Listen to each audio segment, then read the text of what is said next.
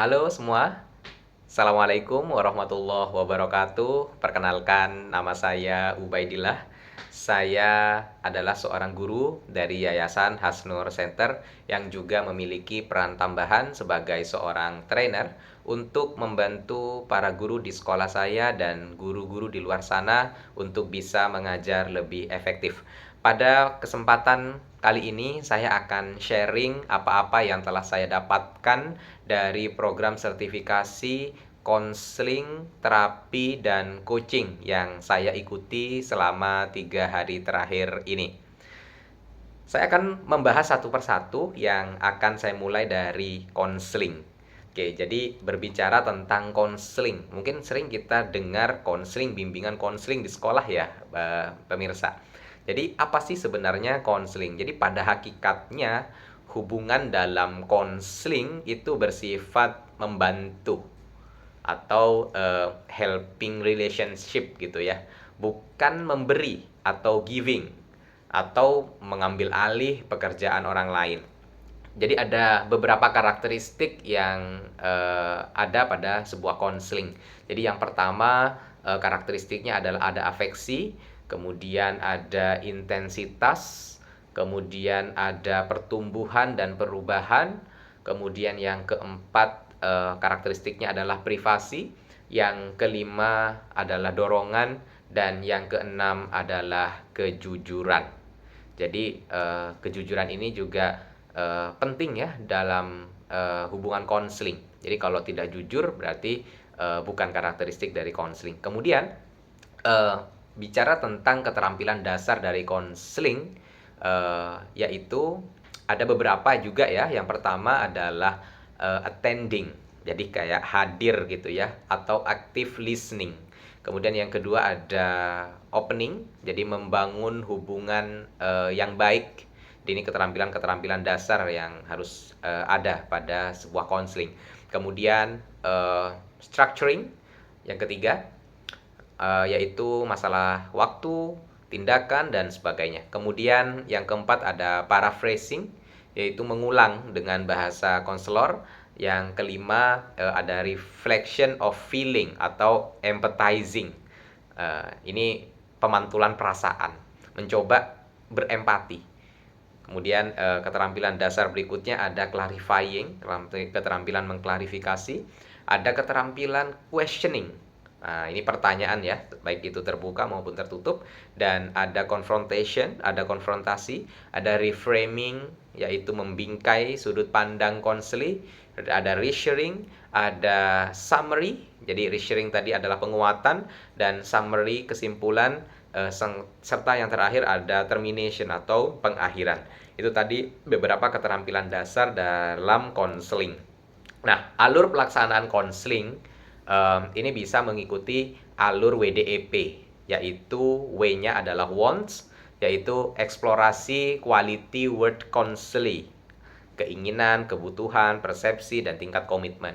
Kemudian yang kedua ada direction and doing, yaitu arah dan tindakan konseli berkaitan upaya yang telah dan arah yang akan dilakukan.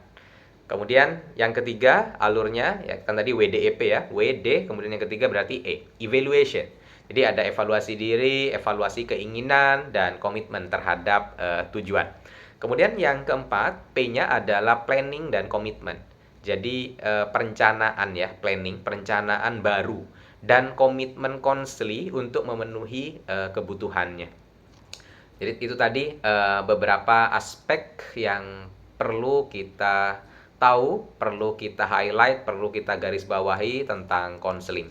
Kemudian yang kedua yaitu bicara tentang terapi. Nah, bicara tentang terapi gitu ya. Oke.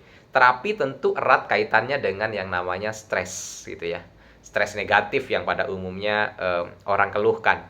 Jadi sejatinya stres itu kan merupakan bagian dari resiko ketika kita menetapkan tujuan atau target hidup. Jadi ya hukum alam juga sebenarnya. Jadi stres itu apa? Resiko ya ketika kita menetapkan suatu tujuan atau target hidup gitu. Jadi banyak hal-hal yang bisa memicu stres. Yang pertama yaitu tentang tension gitu ya. Keadaan di mana kita mengalami tegang atau tekanan mental. Kemudian pemicu kedua ada frustasi, yaitu mengalami kekecewaan karena ambisi atau cita-cita kita terhambat oleh sesuatu di saat kita mengalami kegagalan.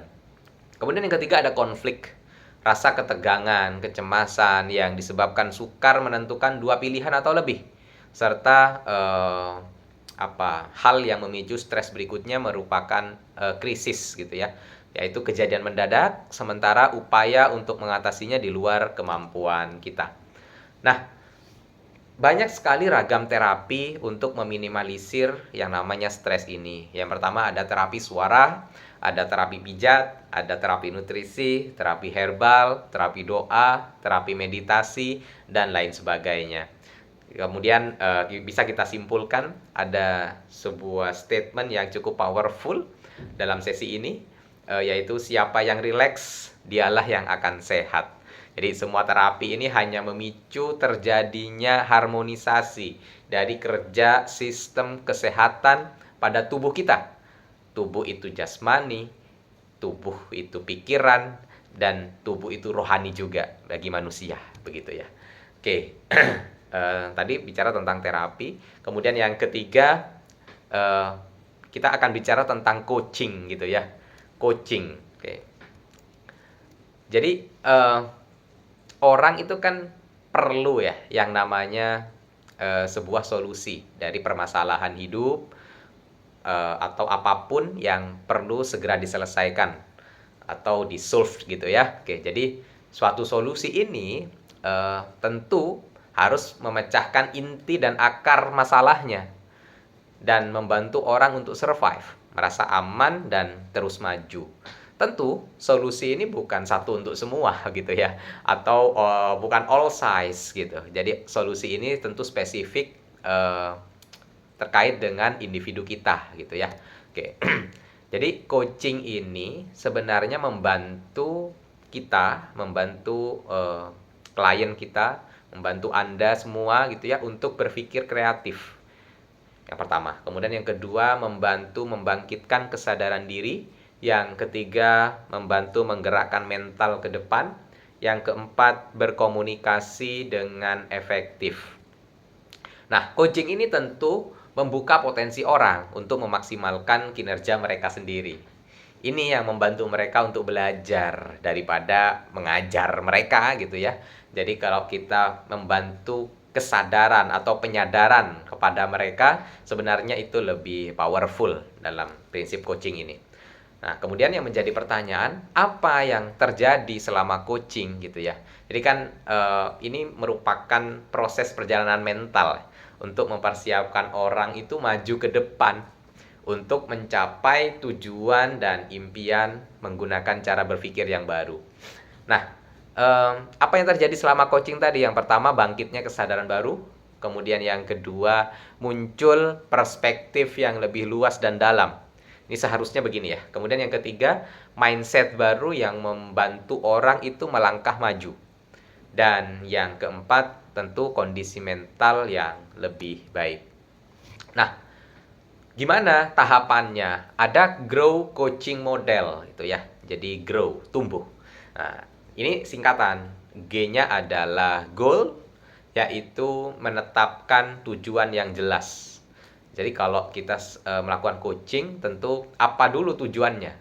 Jangan-jangan lari kemana-mana begitu ya. Kemudian yang kedua ada reality, memahami keadaan dan tantangan yang sebenarnya. Jadi tantangan sebenarnya seperti apa? Memahami keadaannya.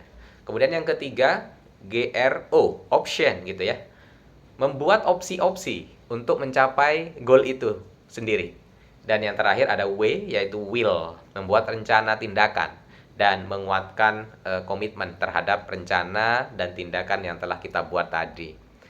Nah, jadi alur grow gitu ya, grow coaching model ini yang paling banyak digunakan. Tentu ada pendekatan lain, namun secara prinsip adalah sama, yang dimulai dari menetapkan tujuan hingga yang terakhir membuat rencana tindakan serta menguatkan komitmen kita. Nah, jadi bisa kita simpulkan mengapa coaching ini penting gitu ya. Jadi coaching ini memfasilitasi orang atau tim, atau kalau kita sebagai guru, karena saya sebagai guru, siswa kita gitu ya, oke. Atau rekan-rekan guru kita nantinya, kalau misalnya melakukan supervisi dan lain sebagainya. Atau tim untuk seluruh area kerja gitu ya. Jadi coaching ini memfasilitasi orang atau tim untuk berpikir lebih jernih, lebih luas dan kreatif, sehingga setiap orang mampu memberdayakan potensi diri mereka dan orang di sekitarnya untuk mencapai tujuan. Demikian sharing dari saya terkait hal apa yang telah saya dapatkan di program sertifikasi untuk coaching, untuk terapi, dan untuk konseling. Sampai jumpa di kesempatan lainnya, pemirsa. Assalamualaikum warahmatullahi wabarakatuh. Salam semangat.